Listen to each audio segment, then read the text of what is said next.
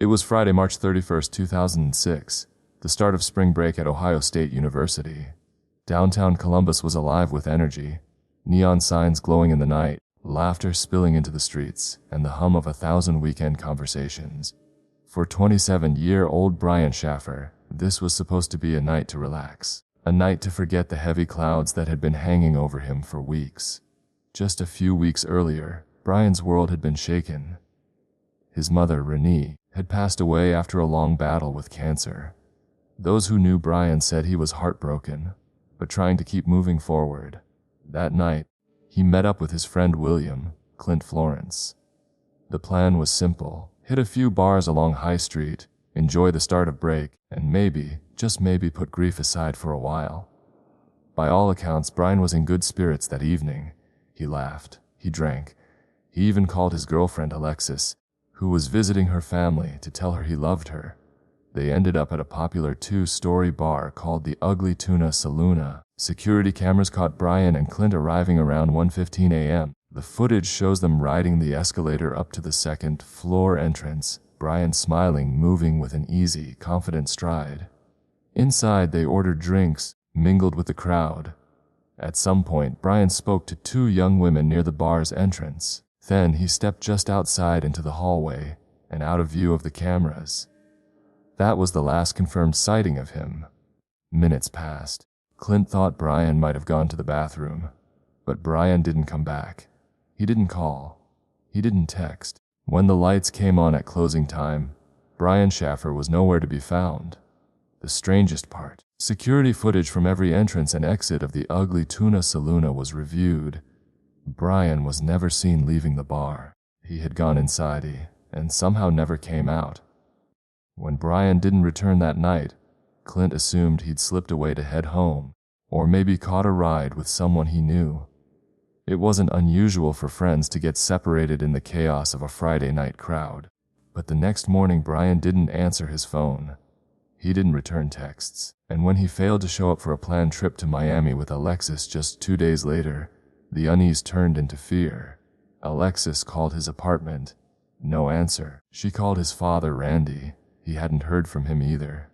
By Monday, April 3rd, Brian was officially reported missing. The Columbus police began by reviewing the security footage from the Ugly Tuna Saloon. Every person who entered that night was seen leaving, except Brian. It was impossible. There were only 2 ways out of the bar: the front entrance, caught by the main camera, and a service exit in the back, used mostly by staff, also under surveillance. He was never seen on either. Detectives even checked footage from surrounding bars and businesses. Nothing. It was as if Brian had ceased to exist after stepping into that hallway. Inside the bar, there were no signs of a struggle. No blood. No overturned tables. No witnesses who could explain where he went. Friends and family joined the search. Flyers with Brian's picture, tall, athletic, with a warm smile, were taped to lampposts and shop windows across the city. Search parties combed alleyways, abandoned buildings, and the nearby Olentangy River, but every lead went cold. Some began to whisper theories. Had Brian willingly vanished to start a new life? Had someone inside the bar harmed him? Or had something darker happened? Something no camera could catch? One fact gnawed at investigators. The Ugly Tuna Saloon was on the 2nd floor of a building. If Brian didn't leave through the exits, where did he go? The answer would only get stranger from here. From the moment Brian was reported missing, Columbus police treated the case with urgency. This wasn't a case of a young man going off the grid. Brian had no history of disappearing, no debt, no criminal ties. And with his mother's recent death, his father and girlfriend insisted he would never just walk away from the people who loved him. Detectives started by interviewing everyone who had been with Brian that night. Clint, his friend from college. Meredith, another friend who had met up with them later. The 2 women Brian had spoken to near the bar's entrance. They all told the same story. Nothing unusual, no arguments, no reason to believe Brian was in danger. But one detail bothered investigators. Security footage showed Brian stepping into the hallway at 1:55 a.m. and then nothing. No sign of him walking back inside. No sign of him leaving. Some officers suggested maybe he had left wearing a disguise. A hat pulled low, perhaps, or with his face turned from the cameras. But why? And if he left that way, where did he go? The search widened. Police dogs traced Brian's scent to the street outside, but it ended abruptly, as if he had gotten into a vehicle. Friends canvassed the city, calling his name, posting flyers. Then came the most chilling detail. Brian's apartment untouched. Inside were his clothes, his belongings, his guitar. Nothing missing except what he'd worn that night, and his bank accounts. Never touched again. Days turned into weeks, weeks into months. No calls, no sightings. It was as if Brian Shaffer had been erased from the map, and yet there were moments that kept hope alive. A possible sighting in Texas. A tip from someone in Georgia claiming they'd seen a man matching his description. Each lead led to nothing. For Brian's father, Randy, the nights became endless. He'd walk the streets alone, searching for any sign, any clue, wondering if his son was somewhere calling out for him. But if Brian was alive, why wasn't he calling back? Months after Brian's disappearance, the case had grown cold. The media had covered the story. Posters still hung in coffee shop windows. But the trail was silent. Then something strange happened. Brian's girlfriend, Alexis, kept calling his phone every night. Most of the time, it went straight to voicemail. But in September 2006, nearly 6 months after he vanished, the phone rang. 3 times. Each time, it rang before going to voicemail. But when police traced the call, it came from a cell tower far away, and the carrier claimed it was likely a technical glitch. Alexis didn't believe it. For her, hearing that ring felt like hearing Brian's heartbeat, a sign that somewhere he was still alive. Then came the rumors. A man in Atlanta, a sighting in a Texas bar, a homeless man in Tijuana, Mexico, who looked exactly like Brian. Police chased each lead. Every single one turned out to be wrong. In 2008, something even more unsettling emerged. A post appeared on an online forum dedicated to Brian's case. It claimed Brian was living under a new identity far from Ohio and didn't want to be found. Investigators traced the post. It was a hoax. Still, the cruelty of it shook the family. They had to face a question more terrifying than any rumor. If Brian had been taken or harmed, who had done it? And how could they have done it without a single trace? Police began to quietly investigate everyone who had been with Brian that night, including Clint. He had been the last known person to see him.